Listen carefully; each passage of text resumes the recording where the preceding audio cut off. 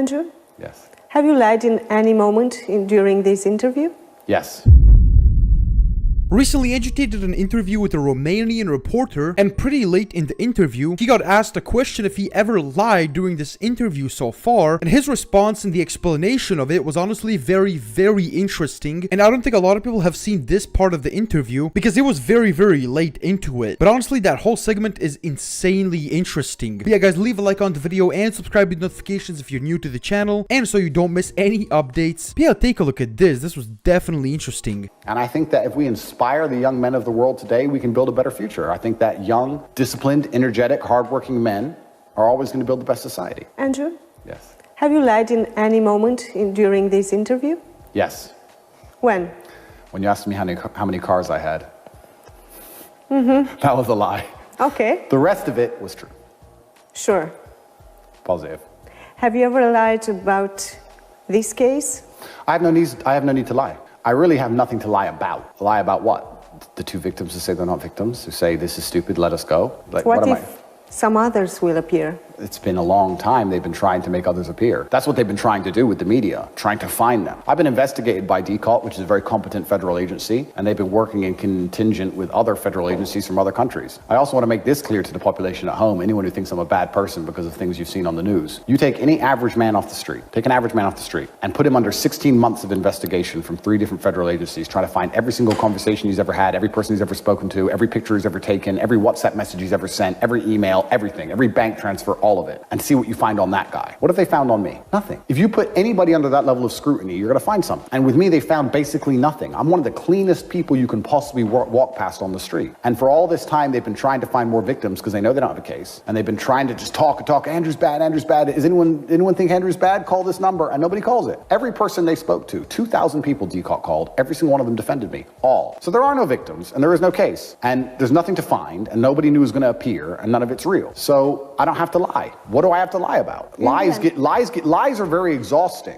One of the things people don't understand about lies is that it breaks the laws of physics. It takes a lot of energy to perpetuate a lie. If I put a lie out in there in the universe, you have to put a lot of energy into that lie to keep the lie alive. Look at COVID, how hard they had to lie all the time to keep the lie alive. I don't have the energy to do that. And the lie is that I'm a bad person. They've told the world that. They now have to find a way to continually try to pump energy into that lie, and that's why nobody believes it anymore. It's failing. Lies get exhausted, and as time goes on, the truth is revealed because the moral arc of the universe bends towards truth. The longer something goes on, the more likely you are to find the truth. And here we are after 16 months of investigation, at the end of my house arrest, after 9 months of incarceration, we're here with no victims. And the truth is coming clear to everybody at home. I've done nothing wrong. And then you have to ask yourself, if you want to ask interesting questions, is why did the Romanian state punish me so severely? Why?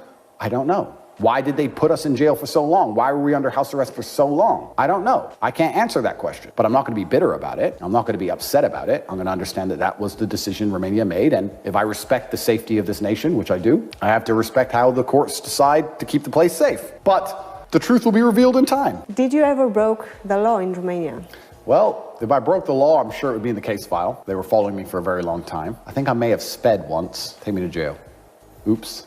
I think I did 5 kilometers over the limit. But besides that, no, I have no reason to break the law. That's another thing that's interesting to me is that in the West, and I only understand the Western legal systems, we talk about motive. When there's a crime, there's a motive for the crime. Why did they commit the crime? Well, why did I commit this crime? I'm asking for the motive. Anybody at home with a logical brain to present to me the motive. I'm already very financially successful. I'm worth hundreds of millions of dollars. I have no need for money. I am very successful romantically. I have no need to anybody. So DCALT want you to believe that at the age of 35, as a very famous, well-known, world-traveled person with hundreds of millions of dollars, I decided to create a gang to then force women to do TikTok for money, which made no money. And I was going to force and hurt these women who say that I just told them how to post on TikTok and I've never hurt them. And I've done all of this for what? Why? I don't need money. I don't need to force women to do anything. It doesn't even make sense. Although you don't even have to be a legal professional. You can just be a logical thinking person and look at this guy and look at my case and go, well, he has no need to rape anybody. He doesn't need money. Why would he start doing this at 35? He was already successful. It doesn't make any sense. If I'm going on your logic, someone has to be the beneficiary of this case. Completely. Who is? Well, nobody.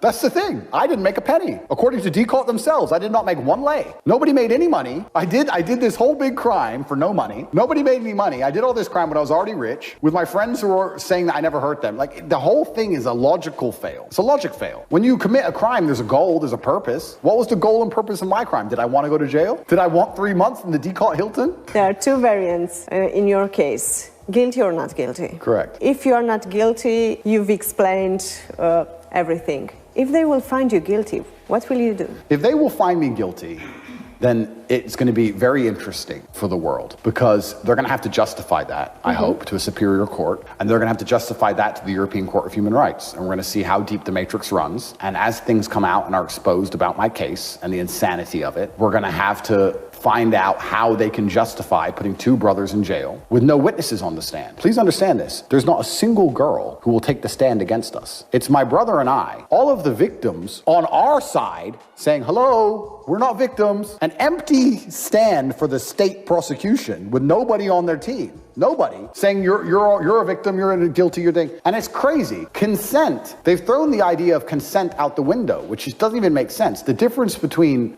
rape and sex with a partner is consent. If girls ask me to help them on TikTok and I help them on TikTok and they say, thank you for helping me on TikTok, and I say, no problem, I'll help you anytime you want. You can't then come along and say, she's a victim, he's guilty, and because he was so nice to her, because he's a nice man, he used the lover boy method. Think about how crazy that is. They're not saying I was evil and mean and forced them with force. They're saying I used the lover boy method because I was a nice man. So now if you're a polite man who helps somebody with something, it's the lover boy method. But and if the person themselves says, I asked for his help and he hasn't hurt me, she's still a victim and I'm still guilty and nobody's made any money and I have to go to jail. Did you use the lover boy method? What is the lover boy method? We just described how asinine that is. And if they're going to put me in jail based on what I just described, if they're going to find me guilty based on what I just described, that has far-reaching ramifications for the reputation of Romania and the justice system of Romania, for people's understanding of how dangerous the law can be used when it's weaponized, for people to have faith in the European Court of Justice, because I'm sure it will go all the way to the top. I don't see how they can put completely innocent men in jail. And that's the reason I'm saying I have faith in the Romanian judicial system, because I believe they'll do the right thing. I believe. People in other countries are saying, do you trust the judges? I'm saying, yes. I trust the Romanian judges do the right thing. And I know I've done nothing wrong. And I trust them. And I trust that over time, as we explain this case, we're going to be free to go. So you're asking me, how can we be found guilty? I can't imagine a scenario where that happened. It would be crazy and it'd be very scary. If you're a man at home today and you've given someone some advice, how to fix the tap, how to fix the light bulb, and you were nice and polite about it, you're the lover boy. Lover boy method. Somebody at home texts you, you're a man, you get a message. Hi, the light is broken. You say, hey, hope you're good. This is how you fix the light. Be careful, look after yourself. Now, Tate come along and say, you have forced labor from this person by telling her she has to fix the light, but you did it in a nice way. So you did it with the lover boy method, because you didn't yell at her. You were very kind, so you used the lover boy method to charm her into fixing the light. Jail for you. And then when the person says no, I just asked him how to fix the light. I asked for his help. Quiet. You're a victim. Quiet. Here's a statement saying I'm not a victim. Ignore that. No, here's 10 statements they made saying they're not victims. They threw that out. No, you are a victim and he is bad and he used the lover boy method because the light is repaired. And it's scary because they can do this to anybody. They've done it to me now, but they can do it to any man they don't like. They can come along with this framework, these parameters of garbage, and wreck anybody. And not just Romania,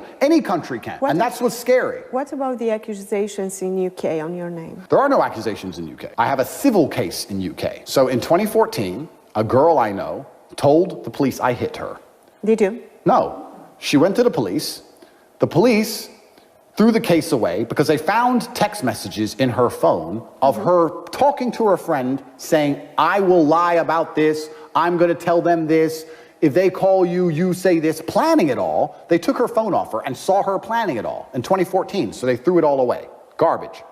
When I was arrested here in Romania, that same girl decided to launch a civil case against me, not a criminal case, a civil case. They sent us a letter saying, I want $1 million. It's funny when you get rich, everyone wants money. It's interesting. For what? Because in 2014 you hit me. The police have already said I haven't hit you. But she sent me a letter saying that she will one day maybe sue me. Correct, she hasn't even sued me. I might sue you for $1 million in future. When you're rich Everyone's coming out the woodwork who wants money. Everybody.